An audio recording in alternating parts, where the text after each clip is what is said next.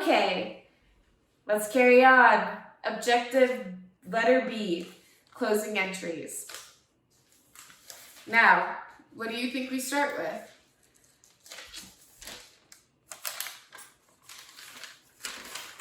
The answer is we got to close out that budget we made. So this should be simple.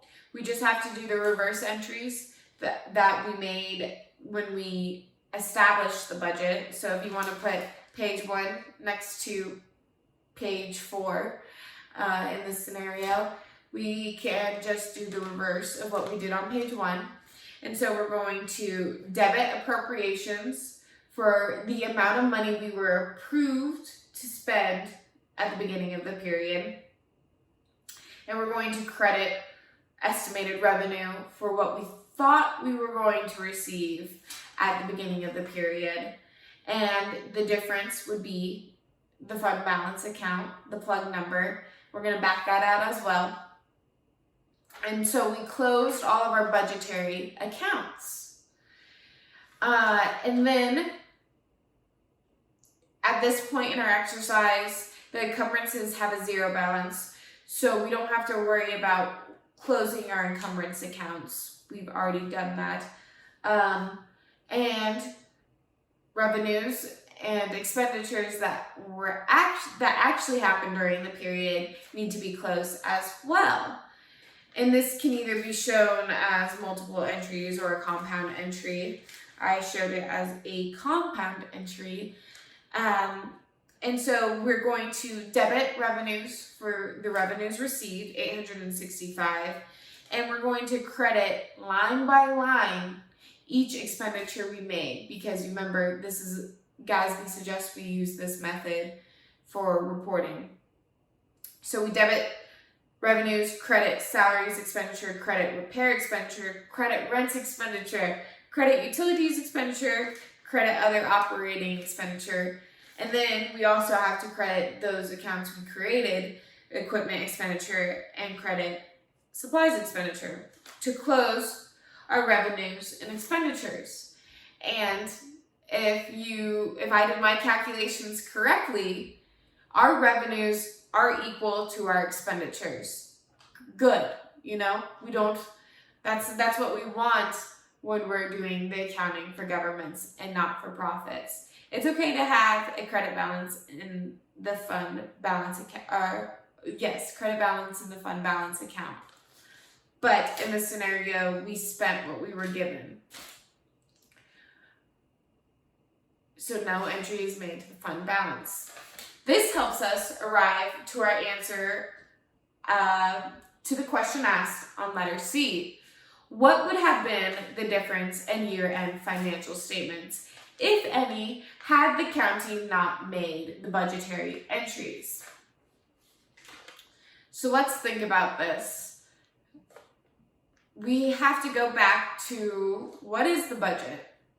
It is a significant document, but is the values we made or we predicted by establishing our budget on the financial reports? We have to ask ourselves that, and the answer is no. So the answer to this question is there's no difference.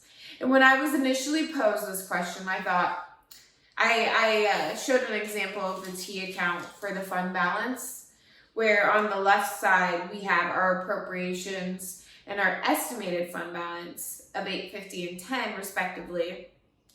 And then we have on our right side the actual expenditures and actual fund balance.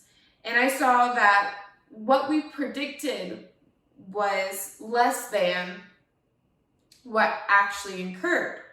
So we were approved to spend $850 and our actual expenditures were $865.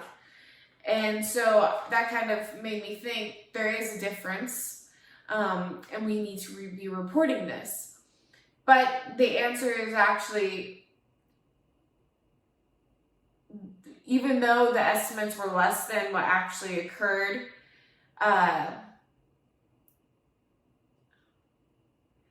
my mistake was made by not realizing that we had already closed our budget and it is long gone. And even though it differentiates from the budget, that was just a control device that we were utilizing as a tool and doesn't actually end up on the year-end financial statements. So there's no difference in this hypothetical scenario, regardless of whether the budgetary entries had been made. The year-end financial statements would only include what actually happened, the historical data during the year.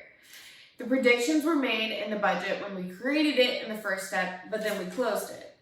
And so if we're asked what is the fund balance for the budget, we close that, and so it should be 0. And our textbooks provide, which is actually equal to our fund balance that we're going to report in our year-end statements for this exercise. So, however, our textbook provides an example on page 117 where actual revenues do not equal actual expenditures, and the revenues are greater than expenditures, and if that were the case, then the actual fund balance would have a credit balance on the year-end financial statements. But once again, this has nothing to do with the budget fund balance. Okay, I hope that made sense. I hope I made all of my calculations correctly. If you have any questions on exercise 3.3, do not hesitate to reach out.